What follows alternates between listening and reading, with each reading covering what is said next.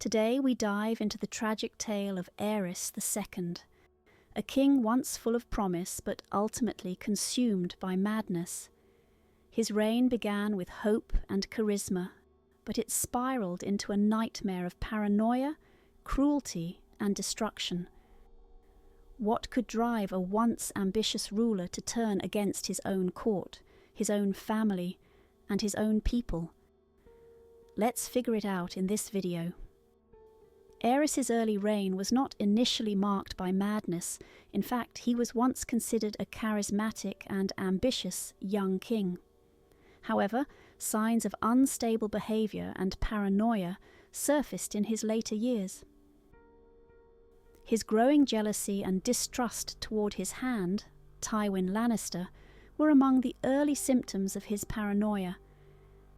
Aerys became suspicious of Tywin's popularity and competence, fearing his power and influence at court. Another pivotal moment that accelerated Aerys' decline into madness was his imprisonment in the town of Duskendale.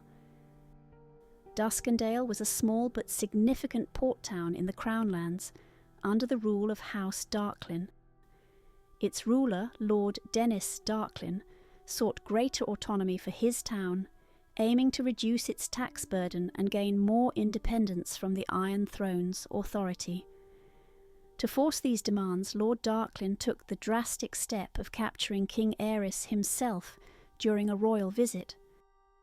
For 6 humiliating months, Aerys was held captive in Duskendale, deprived of his royal authority and subjected to constant indignities. When he was finally rescued, he emerged deeply traumatized, filled with paranoia, and burdened by an obsession with fire. After his captivity, Aerys' fear of betrayal turned into severe paranoia. He saw treachery and conspiracy in nearly everyone around him, even his family members. This paranoia fueled an obsession with Wildfire, a dangerous and highly volatile green substance created by the pyromancers of King's Landing.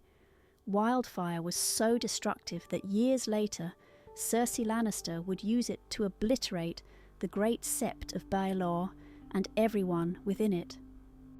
Aerys surrounded himself with pyromancers, valuing their deadly knowledge over the counsel of his loyal advisors, and plotted to use Wildfire against anyone he perceived as a threat.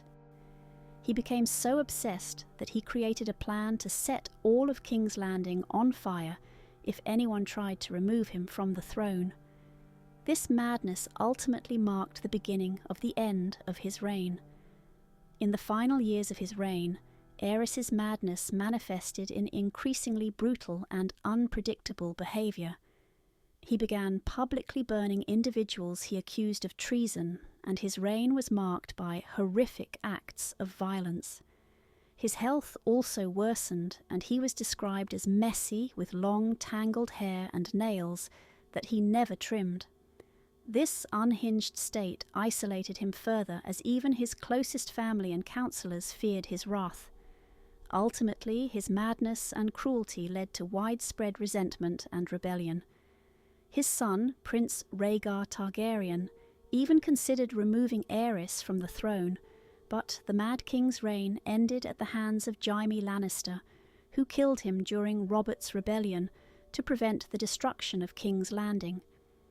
In the end, the Mad King's story shows how power can turn to fear and ambition to cruelty.